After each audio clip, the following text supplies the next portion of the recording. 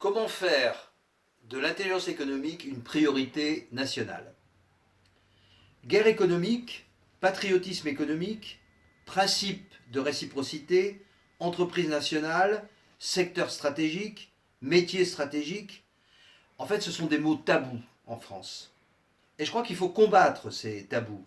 Il faut avoir le courage de construire une politique audacieuse.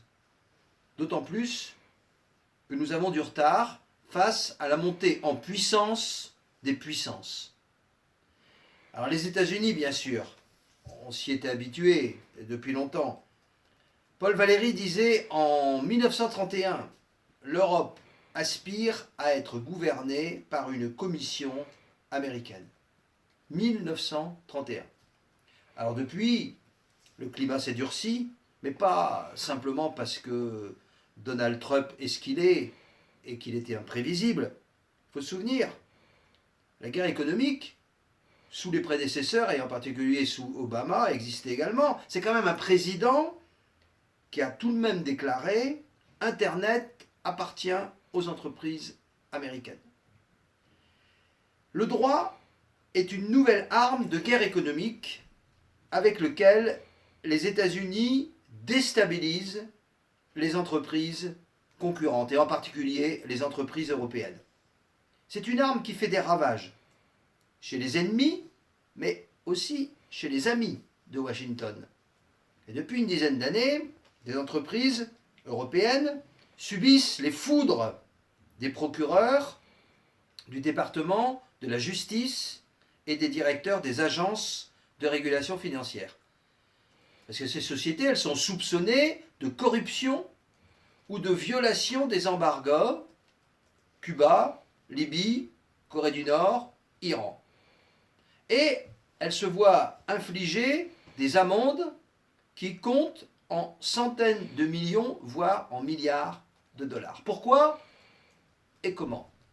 Eh bien, c'est l'utilisation dans les transactions de l'incontournable dollar, le billet vert, dans les transactions internationales qui placent de facto les entreprises sous juridiction américaine. On a vu Siemens, Technip, BNP, Alstom, la Société Générale sont des multinationales européennes qui ont subi des lourdes sanctions imposées par Washington. Et Airbus pourrait bientôt rejoindre la liste. Certaines entreprises ne se sont pas relevées et elles sont passées sous pavillon américain. Le 11 septembre 2001 a marqué le début de cette répression économique. Washington a voté des textes qui prétendent s'appliquer à l'ensemble de la planète et à transformer d'anciennes lois censées lutter contre le terrorisme et la criminalité et la fraude en outils de compétition commerciale. L'Amérique a ouvert un nouveau front dans la guerre économique. En Europe, et tout particulièrement en Allemagne et en France, pays qui sont déstabilisés. Et une déstabilisation qui ne fait que commencer. Comment faire de l'intelligence économique une priorité nationale? Dans la guerre économique, dans la précédente vidéo, on a cité nos relations avec les États-Unis. Par ailleurs, il faut savoir que Vladimir Poutine a l'ambition de redresser son industrie. La Russie, il faut le savoir, est le seul territoire qui produit toutes les terres rares. Et puis il y a la Chine. L'Empire du Milieu investit depuis quelques années 1000 milliards de dollars dans un projet mondial. Les Chinois signent là une ambition nouvelle et révolutionnaire. C'est la première fois dans l'histoire de la Chine qu'elle sort de ses frontières géographiques et de ses frontières politiques naturelles. Elle veut conquérir le monde dans tous les domaines importants. Elle maîtrise les terres rares, par exemple dans la technologie de Thales, les terres rares sont chinoises. Elles ont été accaparées, ces terres rares, à l'issue d'un processus d'intelligence économique extraordinaire, partant de l'idée que, premièrement, la puissance est commandée par l'industrie. L'industrie, c'est la souveraineté. L'industrie, c'est l'attachement à un territoire. L'industrie, c'est le moteur de la recherche. L'industrie, c'est le carrefour des ascensions sociales. Et deuxièmement, les Chinois ont compris l'industrie des technologies contemporaines et dont la matière première est fournie précisément par les terres rares.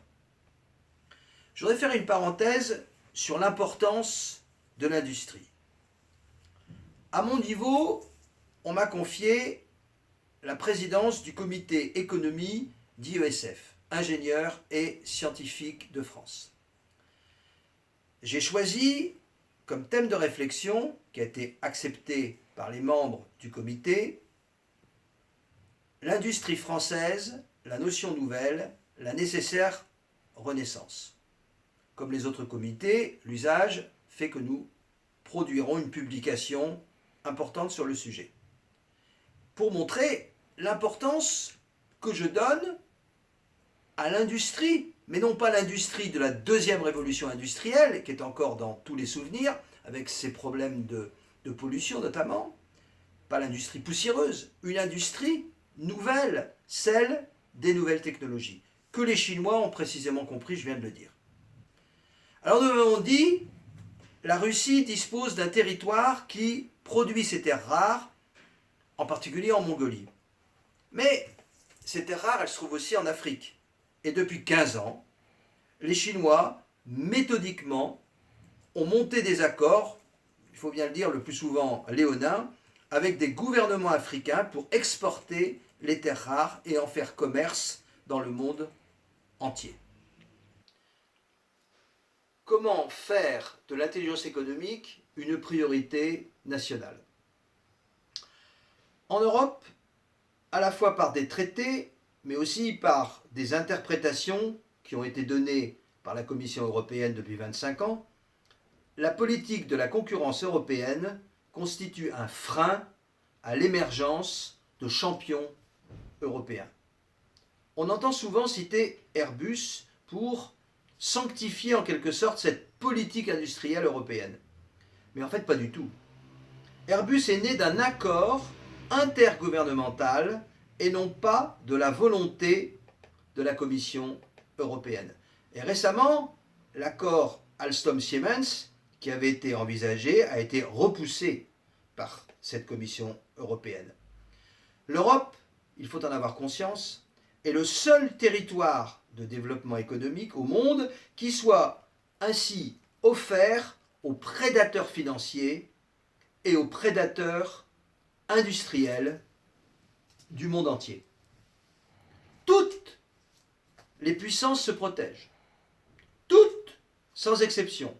Mais pas l'Europe, qui en fait a renoncé à être une puissance. Alors quid de la recherche? Le premier pays en termes de dépôt de brevets, c'est la Chine, devant les États-Unis. D'ailleurs, l'une des méthodes d'intelligence économique qui serait intéressante consisterait à faire une espèce de cartographie des dépôts de brevets, secteur par secteur, filière par filière.